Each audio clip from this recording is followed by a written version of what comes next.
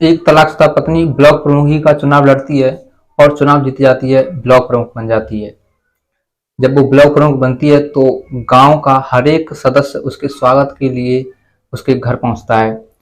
जिस ब्लॉक की वो ब्लॉक प्रमुख बनती है उस ब्लॉक का हर एक गांव का कोई ना कोई बड़ा शख्स उसके स्वागत के लिए उसके घर पहुंचता है।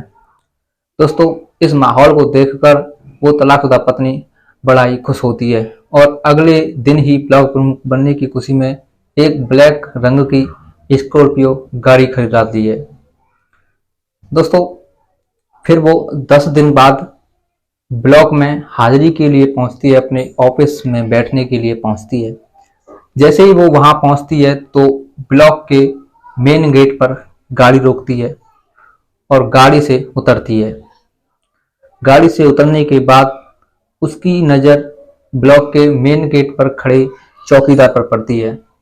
दोस्तों, उस चौकीदार को देखने के बाद उस तलाकशुदा पत्नी के होश उड़ जाते हैं।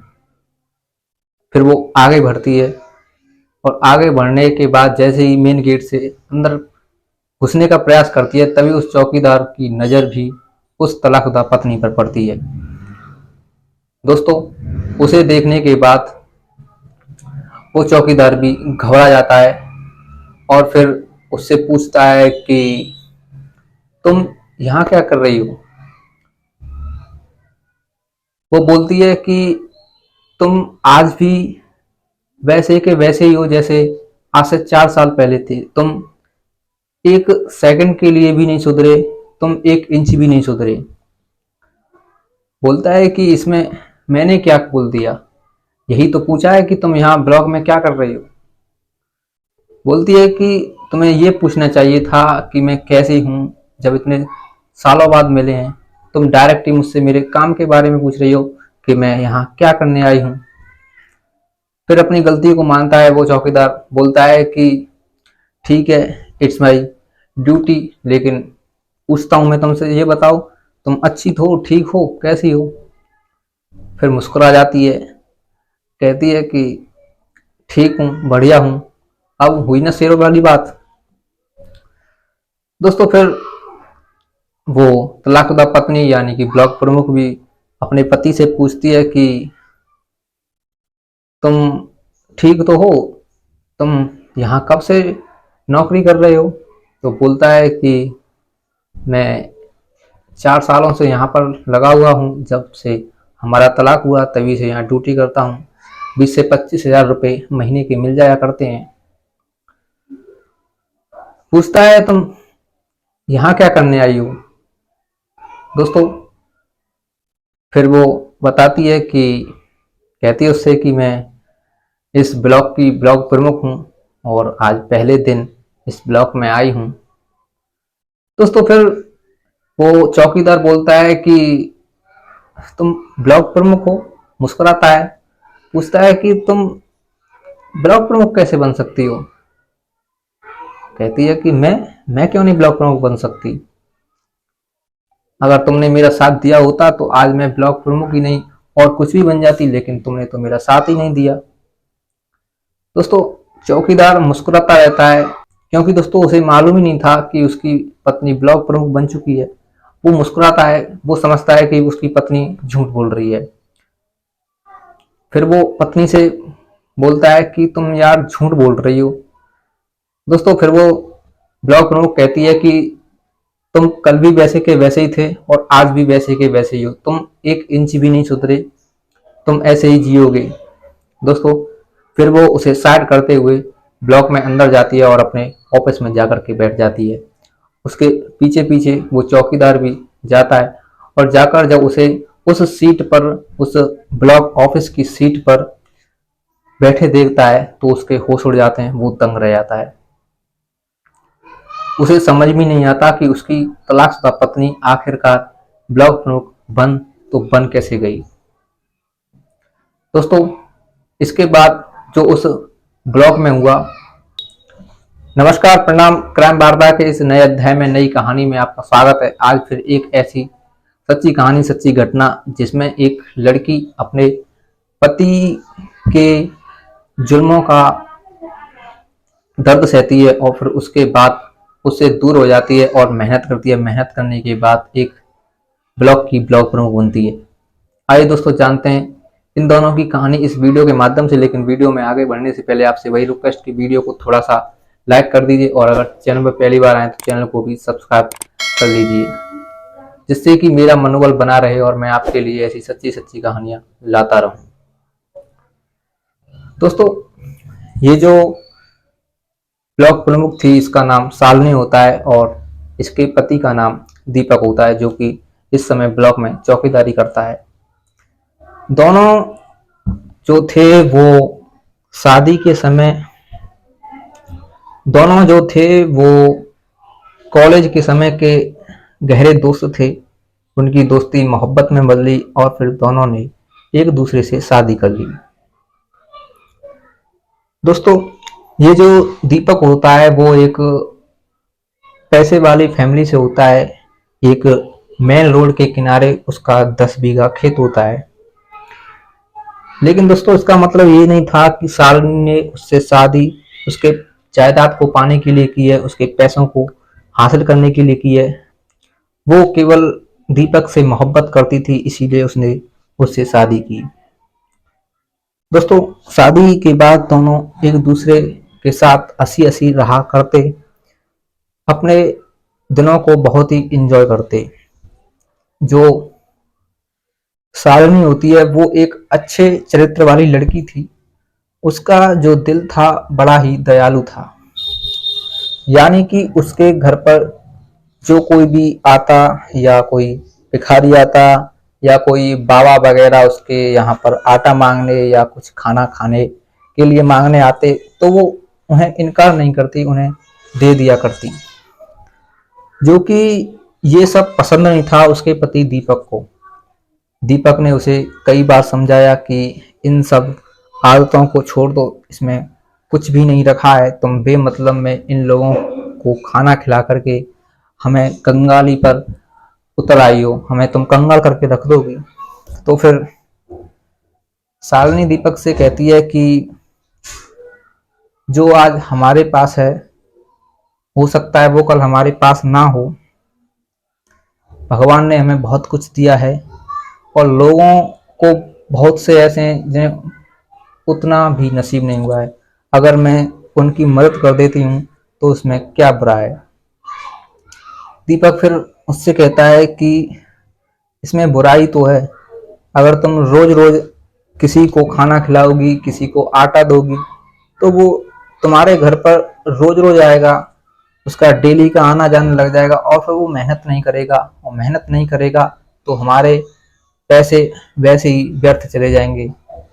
दोस्तों, बात में दम था दीपक की, लेकिन शालिनी उससे कहती है कि बड़े बुजुर्ग होते हैं जो भीख मांगने के लिए आते हैं या खाना मांगने के लिए आते हैं, वो मेहनत नहीं कर पाते हैं। क्या हो गया जो मैं उनकी मेहनत कर देती हूँ, मदद कर देती हूँ। तो फिर दीपक वहां से चला जाता है। अगले दिन भी यही सिलसिला होता है, यही सिलसिला चलता रहता है। लेकिन दोस्तों, दीपक को ये आदतें बहुत ही बुरी लगने लगी। फिर उसने शालिनी को अच्छे ढंग से समझाया कि तुम ऐसे कामों को मत किया करो, मैं तुमसे आखिरी बार बोल रहा हूँ। दोस्तों, अपने पति की बातों को सुनने के बाद फिर वो उन्हें इग्नोर कर देती है और अपने जो कर्तव्य था उसे निभाती है। उसके घर पर जो कोई भी आता उसे खाली हाथ नहीं भेजती, उसके लिए खाना तैयार करती। अगर उसे पैसों की जरूरत होती तो उसे वो पैसे भी दे दिया करती।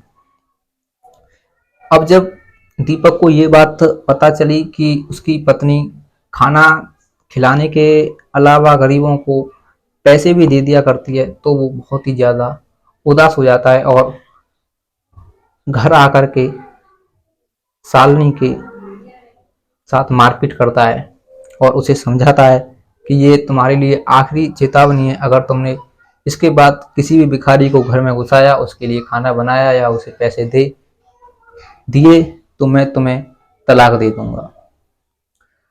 दोस्तों, शालिनी जो थी वो बहुत ही चतुर चालाक थी।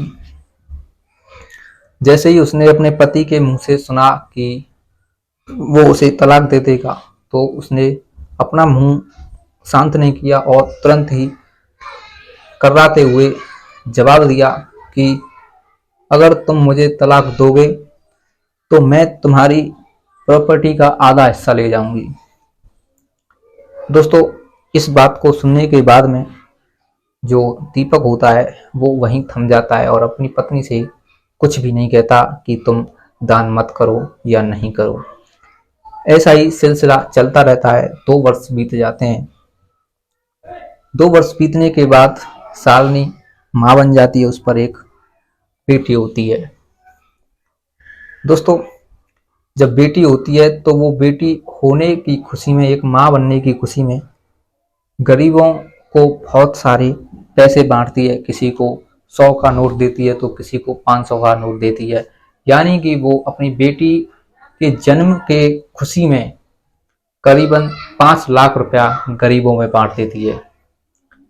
इससे दीपक जो था बहुत ही निराश होता है, क्योंकि एक तो उसकी चाहत थी कि उस पर बेटा हो, लेकिन उसकी चाहत पूरी नहीं हो पाई और उस पर बेटी हुई तो वो बहुत दुखी था।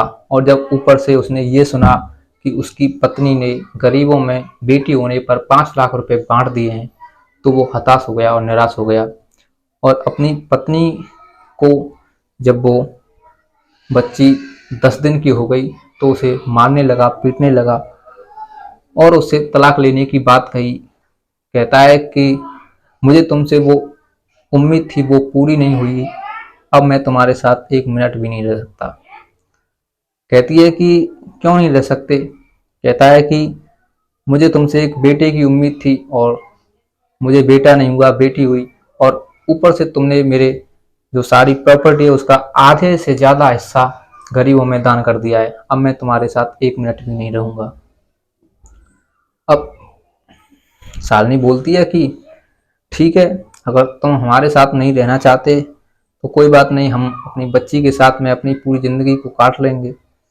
लाइए डिवोर्स के पेपर हम अभी साइन करते हैं, लेकिन ध्यान रहे मेरी बेटी है और इसकी परवरिश के लिए मुझे पैसे चाहिए।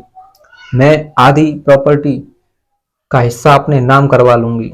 दोस्तों, दीपक जो था बड़ा ही होशियार था, चालाक था। वो अपनी पत्नी से बोल देता है कि ठीक है, मैं 50% हिस्सा तो मैं दे दूंगा। इसके बाद वो एक वकील से बातचीत करता है और उसे अपनी अपबीती सुनाता है।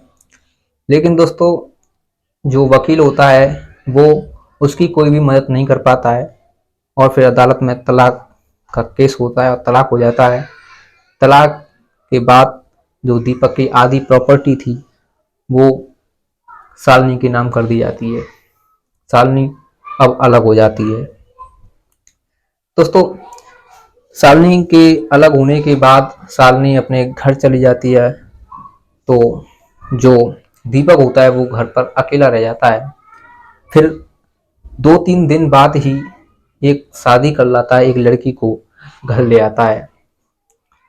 लड़की जो होती है वो गरीब परिवार से होती है और अपने हुस्न के माया जाल में फंसा करके दीपक के सारे पैसे को ऐंठ ले जाती है। यानी कि उसे 6 महीने में कंगाल करके रख देती है। अब दीपक के पास केवल खाना खाने के पैसे ही बचते हैं। दीपक अब उदास रहने लगता है। जो दूसरी शादी की थी वो भी उसे छोड़ करके चली गई थी। अब दीपक को अपने पेट पालने के लिए एक नौकरी की आवश्यकता होती है, तो वो ऐसे तैसे जैसे करके जुगाड़ लगाता है और अपने दोस्तों से कह करके वो एक ब्लॉक में चौकीदार बन जाता है। वहाँ चौकीदार करता है और 20 से 25 हजार रुपये महीने कमा लिया करता। दोस्तों, इधर जो शालिनी होती है वो तलाक के बाद अपने घर चली जाती है, घर आ जाती है। जो उसे उसकी प्रॉपर्टी में 50% का हिस्सा मिला था, उसमें उसे 2 करोड़ रुपए की नगद राशि प्राप्त हुई थी। 2 करोड़ रुपए से उसने अपने घर पहुंचने के बाद भी गरीबों की सहायता की, भिखारियों को खाना खिलाया। अब उसके पास बहुत पैसे थे दोस्तों, वो इतनी समाज में पॉपुलर थी कि लोग उसके लिए दुआ करते थे कि वो लंबी उम्र तक जिए। फिर एक दिन एक बार ग्राम पंचायत के चुनाव आते हैं, प्रधानी के चुनाव आते हैं, तो जिस कास्ट की थी शालिनी, उस कास्ट में तो चुनाव नहीं आते हैं, हाई कास्ट में चुनाव आते हैं। और उस चुनाव से एक प्रधान प्रत्याशी प्रधान पद के लिए खड़ा होता है, बहुत सारे प्रधान खड़े होते हैं। तो शालिनी से भी लोगों ने कहा कि तुम खड़े हो जाओ, तो शालिनी ने उन्हें बताया कि मैं खड़ी नहीं हो सकती हूँ, मेरी कास्ट में जो प्रधान पद के लिए जो नाम आए हैं वो मेरी कास्ट में नहीं आए हैं चुनाव। फिर दोस्तों अब प्रधान पद के साथ साथ एक और चुनाव भी होता है वार्ड मेंबर का। जो वार्ड मेंबर का चुनाव था वो जिस कास्ट की शालिनी थी उसी कास्ट में आए थे। तो लोगों ने कहा कि तुम वार्ड मेंबर ही बन जाओ, हम तुम्हें वोट देंगे, तुम वार्ड मेंबर का चुनाव लड़ो। दोस्तों वार्ड मेंबर का चुनाव लड़ती है और जीत जाती है। फिर इसके बाद जब वो जीत जाती है तो लोग उससे कहते हैं कि तुम अब वार्ड मेंबर हो, हम चाहते हैं कि तुम ब्लॉक प्रमुखी का भी चुनाव लड़ो और तुम ब्लॉक प्रमुख बनो और लोगों की मदद करो, गांव को सुधारो, समाज को सुधारो। तो शालिनी बोलती है कि ब्लॉक प्रमुखी का चुनाव लड़ना मेरे बस का नहीं है, इसमें आप मेरी कोई भी मदद नहीं कर पाओगे, इसमें केवल जो लोग हैं वो जो हाई जो मेंबर हैं वो ही मेरी मदद कर सकते हैं, तुम मेरी कोई भी मदद नहीं कर पाओगे। फिर जो गांव के लोग होते हैं समाज के, वो शालिनी से पूछते हैं कि ऐसा क्यों नहीं हो सकता कि हम तुम्हारी मदद क्यों नहीं कर सकते हैं। फिर शालिनी उन्हें बताती है। दोस्तों ब्लॉक प्रमुखी का जो चुनाव होता है वो अप्रत्यक्ष रूप से लड़ा जाता है, प्रत्यक्ष रूप से नहीं लड़ा जाता है। इसमें क्या होता है कि पहले जो प्रधान प्रत्याशियों के साथ साथ जो वार्ड मेंबर का चुनाव होता है, जो वार्ड मेंबर चुनाव जीतते हैं उनमें से ही एक ब्लॉक प्रमुख बनता है।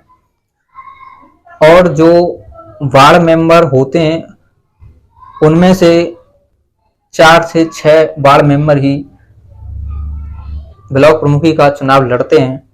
और जो वार्ड मेंबर होते हैं वो ही उस वार्ड मेंबर को ब्लॉक प्रमुख बनाते हैं, यानी कि उसे उसकी वोट डालते हैं।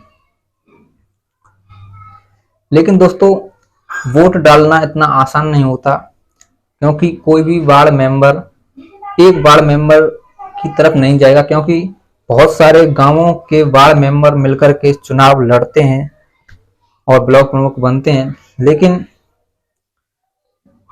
वो एक वार्ड मेंबर को जो ब्लॉक प्रमुखी का चुनाव लड़ रहा है उसे वोट नहीं डालते, वो केवल उसे ही वोट डालते हैं जो उनकी जेबों को गर्म करता है, यानी कि जो उन्हें खरीदता है। शालिनी ने गांव वालों को समझाया कि मैं चुनाव नहीं लड़ सकती हूँ, लेकिन गांव वालों ने कहा कि तुम चुनाव लड़ो, जितने पैसे खर्च होंगे उसे समाज इकट्ठा करेगा और तुम्हें देगा। दोस्तों इसके बाद शालिनी ब्लॉक प्रमुखी का चुनाव लड़ती है, फॉर्म भरती है और जितने भी वार्ड मेंबर थे उन्हें खरीद लेती है। किसी को 5 लाख रुपए में खरीदती है, किसी को 10 लाख रुपए में खरीदती है, किसी को 25 लाख रुपए में खरीदती है। दोस्तों खरीदने के बाद जो वार्ड मेंबर होते हैं वो शालिनी को ही वोट करते हैं और शालिनी ब्लॉक प्रमुख बन जाती है। ब्लॉक प्रमुख बनने के बाद शालिनी एक स्कॉर्पियो ब्लैक रंग की ले आती है और उसी स्कॉर्पियो से अगले 2-3 दिन बाद ब्लॉक में जाती है अपनी ऑफिस में बैठने के लिए, समाज में क्या काम करने हैं क्या नहीं करने हैं इसका ब्यौरा लेने के लिए। जब वो वहां पहुंचती है तो उसे वहां दीपक, जो कि उसका तलाकशुदा पति था, चौकीदारी करते हुए मिलता है। दोस्तों उसे देखने के बाद कि उसका पति दीपक वहाँ चौकीदारी कर रहा है, तो वो दंग रह जाती है। लेकिन वो उसे इग्नोर करते हुए और उसे थोड़ी बहुत बातें करते हुए और उसे ये बताते हुए कि वो अब ब्लॉक प्रमुख है इस ब्लॉक की, इतना कहते हुए वो अपने ब्लॉक में अपने ऑफिस में पहुंचती है। लेकिन दोस्तों दीपक को उसकी बातों पर विश्वास नहीं होता है। वो मुस्कुराता है, लेकिन उसके मन में जहन में एक डाउट था कि क्या सच में शालिनी सच बोल रही है। दोस्तों इसी डाउट को मिटाने के लिए वो शालिनी के पीछे पीछे जाता है। जब वो देखता है कि ब्लॉक प्रमुख की गद्दी पर उसकी तलाकशुदा पत्नी शालिनी ही बैठी है, तो उसकी आंखों में आंसू आ जाते हैं। वो पश्चाताप करने लगता है और फिर दौड़ते हुए ब्लॉक प्रमुख के ऑफिस में घुस जाता है और अपनी पत्नी के पैरों में गिर पड़ता है और उससे माफ़ी मांगने लगता है। उससे कहता है कि मुझे शालिनी तुम माफ़ कर दो, मैंने तुम्हारे साथ में बहुत गलत काम किए, मैं माफ़ी मांगने के लायक भी नहीं हूँ, लेकिन तुम मुझे माफ़ कर दो। दोस्तों शालिनी अपनी कुर्सी से खड़ी होती है और अपने पति दीपक को उठाते हुए उससे पूछती है, उससे बोलती है कि आप मुझे क्यों पाप का भागीदार बना रहे हो?